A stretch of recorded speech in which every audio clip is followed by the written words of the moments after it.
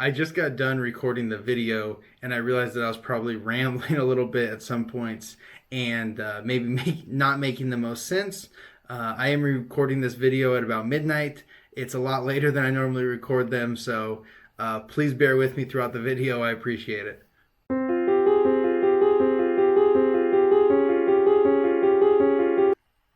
Welcome back, and if this is your first time watching, my name is Brandon and I sell men's clothing on eBay. This is day 17 of the What Sold series, where I show you my daily eBay sales. First I'm going to go through the sales, and then at the end of the video I'll show you my gross sales numbers as well as my net profit. Let's just go ahead and jump right into those sales. Sale number 1 was a Twillery button-down shirt. It sold in about 2 months for $20 plus shipping. It wasn't a small size. This brand usually does pretty well, and even in a small size, it still sold for $20 in 2 months.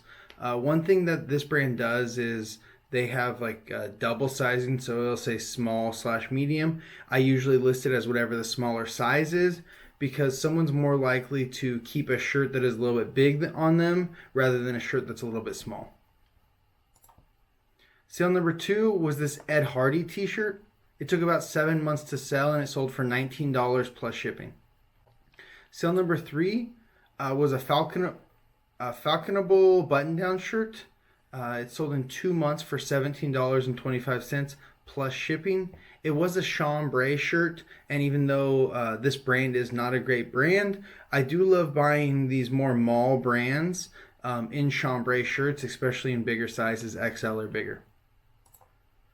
So number 4 was a Ice Cream Billionaire Boys Club sweatshirt. It sold in 2 days for $35 plus shipping. Sale number 5 was a Rain Spooner Dietrich Varese 4th of July shirt. It sold in 22 days for a best offer of $29 plus shipping. I usually sell these shirts around the $40 to $50 range, but since we have almost 9+ months until the next 4th of July, I'm happy to just get it moved. I can pick up more of these before next 4th of July. Sale number 6 was another Rain Spooner Hawaiian shirt. This one was a youth size XL, and it took about a month to sell for a best offer of $30 plus shipping. It was new with tags. If it wasn't, it would probably only sell for like $20 to $25. So I guess there's not a huge price discrepancy between the new ones and the used ones.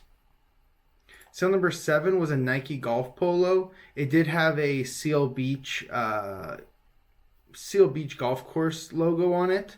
That is one thing that is good to learn, is good golf courses, because if you find a just normal Nike shirt or any branded shirt with a strong selling golf course on it, then it can still sell really well. This one wasn't a very desirable one. It took 8 months to sell, and it sold for a best offer of $10.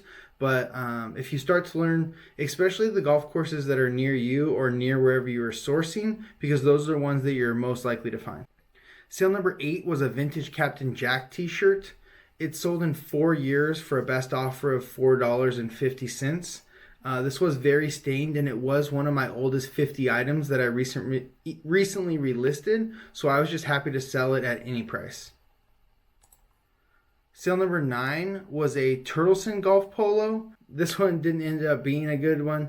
I actually don't even think I found out which golf course this was, and it took me 9 months to sell this, and it only sold for $10. Sale number 10 was a Harry Potter button-up shirt. It took about 2 months to sell, and it sold for a best offer of $12 plus shipping. Sale number 11 was a Boy Scouts of America button-up shirt. It took about 6 months to sell, and it sold for a best offer of $10 plus shipping. I don't know if you guys are noticing a pattern, but all of these items that are taking me quite a while to sell, they're not selling for a lot of money, so they're most likely just a completely bad buy. I don't mind selling things that are a little bit lower end as long as they're quick movers, but if you're buying and selling items that sell for low profit and take a long time to sell, that's not usually a great business model. Anyways, item number 12 was a Polo Ralph Lauren golf polo. It took about 8 months to sell, and it sold for a best offer of $20 plus shipping. This did have a Hawaii golf course logo on it, and most of the time the Hawaii golf course polos sell really well. This just happened to be one of those intermediate ones.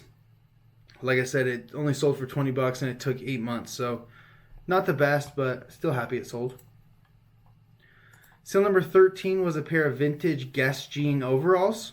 These were in a men's size large. They took 2 days to sell and I sold them for a best offer of $40 plus shipping. It did have a decent size hole in both the front and the back.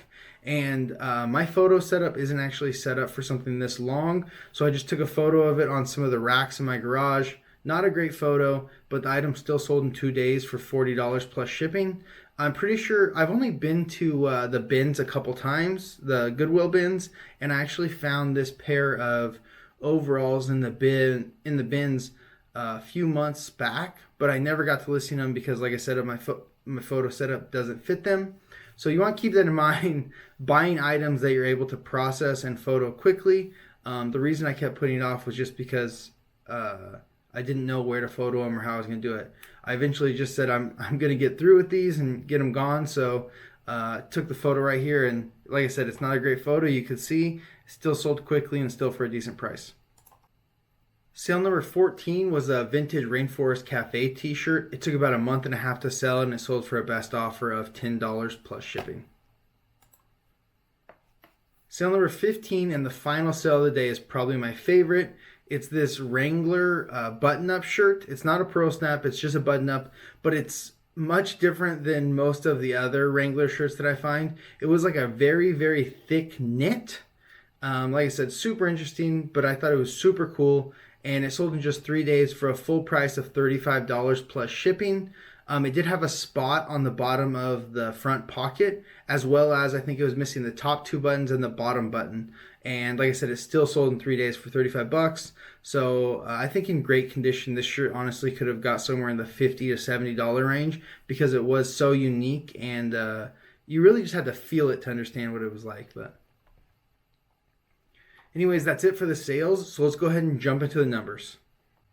Well, it looks like eBay fixed whatever they had going on the past few days. I'm finally able to actually pull up the numbers for the sales. So let's just jump right into them. On September 17th, we sold 15 items for a total of $419.69, giving us an average sale price of $27.98.